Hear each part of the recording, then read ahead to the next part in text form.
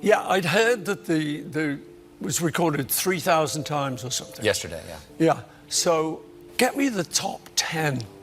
They're just what you think are the best 10. You know, sometimes the good thing about songs is if you are in a bad mood, it's a great thing to do. It's like it's like a therapy for yourself. But you know, the funny thing about Sinatra, Marvin, and Elvis, they changed the words. In the middle, I said something wrong. Now I long for yesterday. When you've written over 300 songs with John Lennon alone, picking a favorite should be impossible. I always say to people that out of, I think it's about 300 songs that John and I wrote together, we never had a dry session. We'd always come in and we never went away from the session going, couldn't get it today. We always finished a song, which is pretty remarkable. But here's the thing about Paul McCartney. When you actually listen to decades of interviews, he does have favorites. He just buries them in stories most people never hear. Today we're going through 10 Beatles songs Paul has called out as special. In his own words, some will surprise you, one might make you cry, and one's an absolute prank that proves even the biggest band in history just wanted to have fun. Let's get into it.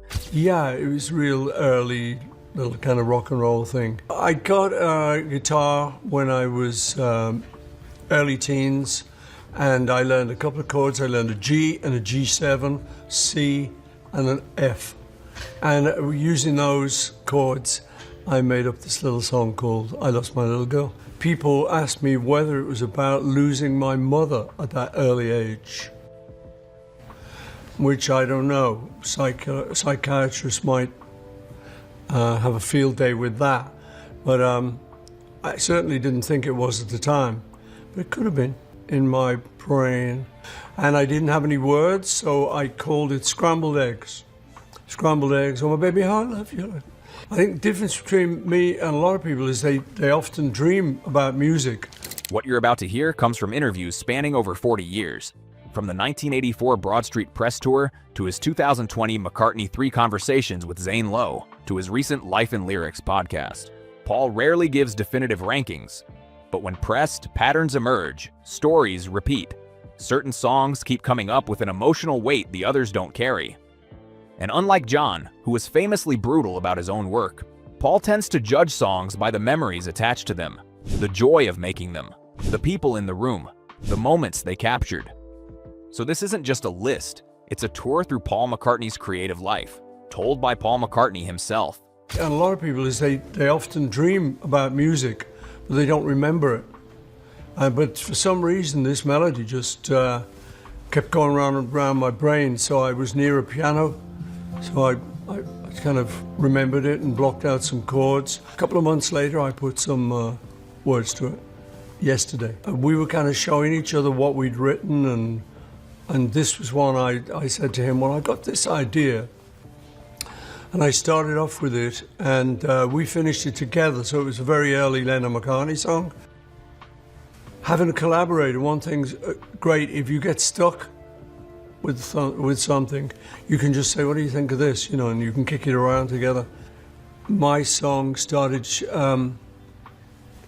was just 17. She'd never been a beauty queen. And we kind of looked at each other like, I said, I don't really like that line. So we changed it to, she's just 17, you know what I mean. Which makes more sense, even though you probably don't know what I mean. So we changed it to that, and that started our songwriting partnership. Most of it was start from scratch, but sometimes one of us would just have an idea, like of the first couple of lines, and then we just sit down and work it. But a lot of it, we just came in and just started talking about what we might want to write about, and then we just sit down. They were pretty quick sessions. It's normally like about 3 hours. Let's start where Paul himself starts, with the only song John Lennon ever complimented him on directly. It was like going back to an old Snapshot album, looking back on work I hadn't thought much about for quite a few years. Written in 1966 while waiting for John to wake up, because apparently Lennon was not a morning person, Paul sat by the pool at John's house in Weybridge with an acoustic guitar and just started following the melody. What's old? No, I think it's Revolver. but Here, There and Everywhere was one of my songs on it. And but John sort of, just when it finishes, that's a really good song, that. I love that song. And I was like, yes, he likes it. You know, and I've remembered it to this day. Now, you have to understand, John Lennon did not throw around compliments. The Beatles were famously competitive. They pushed each other precisely because they didn't gush over each other's work. But in the Beatles anthology book, Paul revealed an even more specific memory. They were taking off ski boots after filming Help, listening to demos, and John said, "You know, I probably like that better than any of my songs on the tape." Paul's response? Coming from John, that was high praise indeed.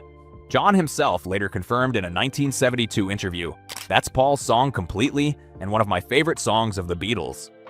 When both halves of Lennon-McCartney agree, you pay attention. But it was all recorded downstairs here at the studio. Thinking about it now, how important was that process toward keeping some equilibrium during isolation? Do you see a connection between this third solo album and the idea of having to be still? Yeah, there was a big connection with trying to keep equilibrium because, you know, the whole world was going mad. Suddenly there was a thing that we'd never had before. I mean, there was AIDS and there was SARS and there was avian flu, but all these things seemed to happen to other people. And then suddenly it was happening to everyone, and everyone I knew and everyone in the world, you know. So it was quite a shock. So yeah, it was really good to be able to play music and make up music and put your thoughts and your fears and your hopes and your love into the music. So it kind of saved me, I must say, for about three or 4 months it took to make it. What do you like in your own company? You know, if you hadn't felt inspired and yet the global pandemic was a reality and you were enforced, like all of us, to sit still, what traditionally would you say you're like in your own company, in your own thoughts? I'm okay. You know, I'm okay. I do like doing things. So, you know, particularly being a musician, I can be still, but I would like to have a guitar nearby. And if there's a piano in the next room, you know, that helps. If Here, There, and Everywhere is Paul's intellectual favorite, Yesterday is his mystical one. Yesterday, in my brain, and I didn't have any words, so I called it Scrambled Eggs. Scrambled eggs, oh my baby, how I love you. I think the difference between me and a lot of people is they often dream about music, but they don't remember it. But for some reason, this melody just kept going round and round my brain, so I was near a piano, so I kind of remembered it and blocked out some chords. A couple of months later, I put some words to it. Paul literally woke up with this song fully formed in his head. He ran to the piano, worked out the chords, and then spent months convinced he must have stolen it from somewhere. He went around to everyone in the music business asking, "Have you heard this before?" Like handing something in to Lost and Found. The song sat with joke lyrics. Scrambled eggs, oh my baby, how I love your legs. For so long that director Richard Lester threatened to throw the piano off the Help set if Paul didn't finish it. I'll tell you what, the only thing I was thinking of doing, it's not really performing, just explaining a little thing. Before I did that Jenny Wren piece, and it's like a... When asked if the lyrics might unconsciously reference losing his mother Mary when he was 14, Paul's answer is honest. I didn't mean it to be, but it could be. The song has been covered over 3,000 times. It's the most recorded song in history, and it came to a 22-year-old in a dream. Here, There and Everywhere was one of my songs on it, and but John sort of, just when it finishes, that's a really good song, that. Okay, now for Paul's curveball answer, the one he gives when he wants to mess with interviewers. When people do ask me that, Now would be a good time to clear the decks. I always say, you know my name, look up the number, which is a zany little B-side that nobody knows, but we had such fun making it. It's like a little comedy record, and I just remember the joy of making it. But there's a lot of songs that I love. This is a deep cut. It was the B-side to Let It Be in 1970, meaning most people flipped the single over, heard this bizarre 5-minute comedy sketch, and thought their record was broken. The song took years to make. John got the idea from Paul's phone book. The slogan on the front said, "You know the name, look up the number." They recorded it over 3 years. They had Mal Evans shoveling gravel as a rhythm instrument. Brian Jones from the Rolling Stones shows up to play saxophone, badly, and they kept it because it was exactly what we wanted. Paul once called it probably my favorite Beatles track. Not because it's their best song, because it captures what they actually were. 4 guys who never took themselves too seriously. Paul's girlfriend at the time, Jane Asher, was also an actress. And one time when she was playing at the Bristol Old Vic, Paul was wandering around outside. I was wandering around waiting for the play to finish and saw this shop. Said Rigby. I thought, there's my surname. Right. It's nice, it's ordinary, but it's striking, it's strong, it's got all the sort of stuff I've been looking for. This is how Paul McCartney remembers it. Others have pointed out that the Rigby name might have come from somewhere different. There is a grave up in Wilton Church where John and I wandered around endlessly talking about our future. And there is a grave there. On the gravestone is the name Eleanor Rigby. And not far from it, another grave with the name Mackenzie on it. I don't remember having seen that gravestone. Of course not. But it's been suggested to me that, psychologically, I will have seen it. Yeah. I think we do see things without seeing them. Of course we do.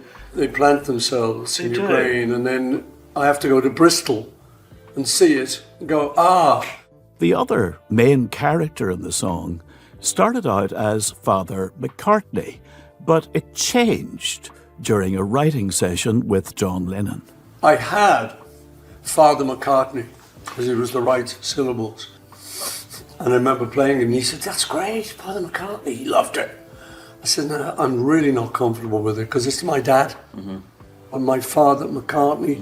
From comedy to something deeply personal, Let It Be came from a dream, but this time it wasn't about a melody. I'd been overdoing it.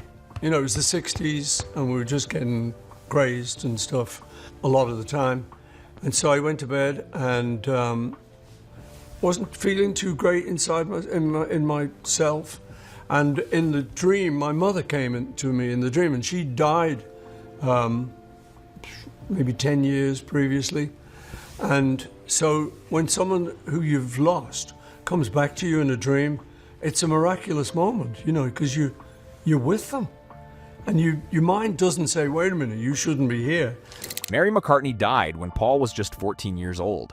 She was a nurse and midwife, and her death left a wound that never fully healed. This is all going on in my mind, of course, but forget that. She seemed to realize that I was going through struggles, and she said, "It's going to be okay. It's all really going to be okay." And she said, just let it be. I went, I felt great, and woke up and thought, "What was that? What?" And I remembered the dream and thought, "What did she say? Let it be." And then I sat down at the piano and wrote the song.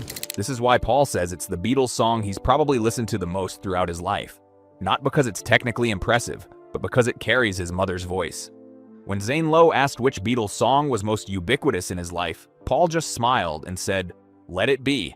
It sort of got everywhere. Ubiquitous from the Latin ubi quo, meaning everywhere. Come on, give it up. Even at 78, still showing off that Liverpool wit. The people they were working with, my mum working with doctors, she would see it's a different level. These are very educated people. My dad had the similar thing with the people who owned his company, it's the cotton brokers, where they took the cotton in from everywhere around the world and sold it onto the mills behind Liverpool. And he had the people there who were, obviously as their owners, they're posher than people that we'd normally meet. So he was exposed to that. So he learned things like, I think crosswords, came from that, gardening, all sorts of good influences that then they'd bring into our house. So, I was getting an education via their bosses, kind of thing. And then I went to a really good school, Liverpool Institute High School for Boys, which was 1,000 boys. Quite an experience, walking in the first day, my little short trousers and my satchel, and as an 11-year-old, And just being in this huge institution. It had been a public school. As an 11-year-old, I was in the third form. So I could never work out why aren't I in the first form? Well, because there'd been 9-year-olds that used to go to this school. So they just kept the whole system. And it was very good. For someone who wasn't able to pay, like my parents, it was a really good, looking back on it, it was a really good free education where, you know, the first year I was learning Latin and Spanish and all the other subjects. Second year it was Latin, Spanish and German. Blackbird sounds like a gentle folk song about a bird learning to fly. It is not. I was sitting around my acoustic guitar and I'd heard about the civil rights troubles that were happening in the 60s in Alabama, Mississippi, Little Rock in particular. So that was in my mind and I just thought it'd be really good if I could write something that if it ever reached any of the people going through those problems, it might kind of give them a little bit of hope. In 1957, 9 black students tried to attend Little Rock Central High School in Arkansas after segregation was ruled unconstitutional. The images that came out, white adults screaming at teenage girls, throwing things, calling for violence, were broadcast around the world. Paul was 15, the same age as those students, and he never forgot it. As a kid, I'd seen, like you probably, seen the newsreel where there's all the white supremacists booing these black kids going into school, and they're teenage girls, you know, the two you're mentioning. And so I'd always felt. In 2016, Paul played Little Rock for the first time. Before performing Blackbird, he told the crowd this was where civil rights started for him. After the show, he met 2 of the original Little Rock 9 backstage, Thelma Mothershed Ware and Elizabeth Eckford, the girls he'd seen in those newsreels 60 years earlier. Because they stuck with it, they went to this good school. So I was very proud to sort of talk to them and to play Blackbird. In England, bird is slang for girl. So when Paul sings about a blackbird with broken wings learning to fly, he's singing to a black girl, telling her, now's your time to arise. Hey Jude started as a song for a 5-year-old boy whose parents were divorcing. John and his wife Cynthia had divorced, and I felt a bit sorry for their son, who was now a little bit, you know, a child of a divorce. I was driving out to see the son and Cynthia one day, and I was thinking about the boy whose name's Julian Lennon, and I started this idea, hey Jules, don't make it bad, it's going to be okay. You know, it was like a reassurance song. Paul changed Jules to Jude because it sounded better musically. He didn't realize Jude had historical weight. In Nazi Germany, Juden raus meant Jews out. Well, I got this furious phone call from this guy, Mr. Leon, who was Jewish. And he said, what are you doing? How dare you do this? And so on, so, hey Jude, because in Hitler's day, in the Nazi thing, Juden raus meant Jews out. So, and I didn't connect. I actually heard the name first in one of the musicals, but I liked the name. Anyway, he rings me up and he's furious. Why are you doing this? You know, making fun of the Jews. We got enough. I said, no, wait a minute. I swear to you, it's nothing like that. Paul calmed him down. The sun never came. But here's the detail that matters most. There's a line Paul almost cut. The movement you need is on your shoulder. You need is on your shoulder. And I turn around and say, I'll be changing that, don't worry. And he looks down and says, you won't, you know. The best line in it. John was right. Eleanor Rigby came from a character Paul had been carrying since childhood. Lonely old women he used to visit as a Boy Scout. When I was really little, I lived on what we call a housing estate, which is like a project.